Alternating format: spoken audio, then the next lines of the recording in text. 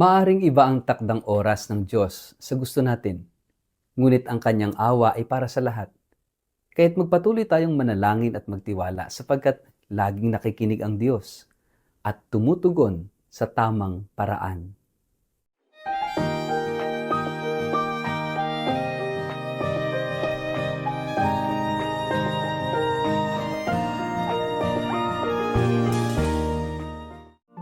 Ang mabuting balita ng Panginoon ayon kay San Marcos. Umalis doon si Jesus, nagpunta sa lugar na malapit sa Tiro at Sidon. Tumuloy siya sa isang bahay doon at ayaw niyang malaman ni numan na naroon siya. Subalit hindi ganoon ang nangyari. Ang pagdating niya'y nabalitaan ng isang babae na may anak na babaeng sinasapian ng masamang espiritu. Pumunta agad kay Jesus ang ina at nagpatira pa sa kanyang harapan. Ang babaeng ito'y isang hintil na taga Syrophoenicia. Nakiusap ito kay Jesus na palayasin ang demonyong sumapi sa kanyang anak. Ngunit sinabi ni Jesus, kailangan ang mga anak muna ang pakainin. Hindi dapat kunin ang pagkain ng mga anak upang ihagi sa mga aso. Tugon ng babae, tunay nga po Panginoon, ngunit maging ang mga asong nasa ilalim ng mesa ay kumakain ng mga nalalaglag mula sa kinakain ng mga anak. Kaya't sinabi sa kanya ni Jesus, dahil sa sinabi mo, maaari ka nang umuwi. Iniwan na ng demonyo ang iyong anak. Umuwi ang babae at naratnan niya sa higaan ang bata. Iniwan na nga ito ng demonyo. Ang mabuting balita ng Panginoon. Word of the day, hear what God has to say. Mapagpalang araw po sa inyong lahat. Kumusta po kayo? Ang ating pong word of the day ay persistence. Yung ating pagtsatsaga, yung ating pagsusumikap. Napakahalaga ng persistence sapagkat ito ay pagpapakita ng ating pananampalataya. Hindi sapat na tayo ay sumasampalataya lang, napakahalaga na masigasig tayo at persistent tayo, matyaga tayo sa ating pananampalataya. At itong persistence na ito, itong pagiging masigasig sa buhay pananampalataya ay makikita natin sa ating gospel ngayong araw na ito, na kung saan isang babaeng taga Syrophoenicia, no, ang lumapit kay Jesus, bagamat gusto sana ni Jesus ng me time, no? Ayaw niya sanang paistorbo, pero yung pagdating niya sa isang bahay ay nabalitaan itong babaeng ito na taga Syrophoenicia dahil yung kanyang anak na babae ay sinasaniban ng masamang espiritu at pinahihirapan. Imagine yung ina, no, na kumbaga parang hopeless case na yung kanyang sitwasyon dahil sa kanyang anak, ay nang marinig ang tungkol kay Jesus, para bang wala nang ibang inasahan, kundi si Jesus. Na siya lang talaga ang solusyon, siya lang talaga ang makapagbibigay ng lunas sa kanyang anak na sinasapian ng masamang espiritu. There is no other hope but Jesus.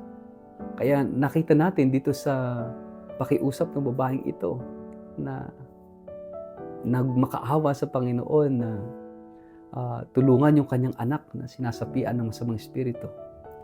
Pero sinubok na Jesus yung pananampalataya ng babaeng ito sa pagsasabing, hindi ba't yung pagkain hindi dapat ibinibigay sa aso?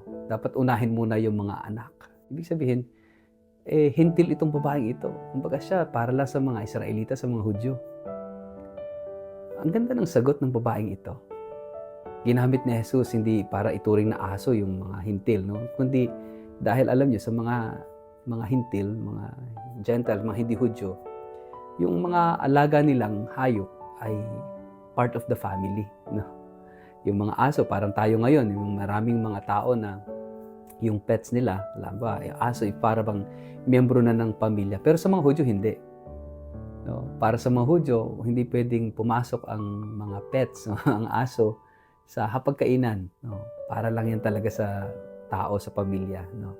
Pero para sa isang hintil, katulad ng babaeng ito na Syrophoenician, hindi siya na-offend doon sa sinabi ni Jesus kasi yung aso para sa kanila ay part of the family, no? Kaya nasabihin ni Jesus na hindi dapat ibinibigay yung pagkain sa mga aso, dapat doon sa mga anak muna. So because yung language na yon ay hindi offensive dito sa babaeng ito. Kaya sabi ng babae, tama naman po, Master. Tama naman po, Panginoon. Pero kahit naman po yung aso ay kumakain ng mga nalalaglag, no? Doon sa kinakain ng mga anak. Yung pagpapakita ng ganong kalalim na pananampalataya kay Jesus na, kumbaga, hindi niya na itinuring yung sarili niya na iba, kundi kahit na yung maliit na nalalaglag doon sa tinapay, pwedeng kainin yung makita natin yung persistence, yung humility niya, yung kagustuhan niya na talagang ihingi, ilapit kay Jesus yung kanyang anak na may sakit. Makita natin doon yung pagtsatsaga, makita natin doon yung kanyang pagpupursige na makuha ang loob ni Jesus at ipagkaloob yung kagalingan, yung paglaya ng kanyang anak mula doon sa demonyo na nagpapahirap at umaalipin sa kanya. At makita natin from afar, Jesus was able to exorcise her daughter dahil dun sa kanyang malalim na pananampalataya kay Jesus. Mga kapatid, siguro itong ganitong klaseng persistence, itong ganitong klaseng pananampalataya, itong ganitong klaseng talagang pagpupursigi at pagtsatsaga, ang kinakailangan din natin sa buhay. Yung pananampalataya ay kinakailangang dagdagan natin ng pagpupursige. Hindi sapat na tayo ay sumasampalataya lang, hindi sapat na tayo ay nananalig lang. Mahalaga, how do we live out our faith? Paano?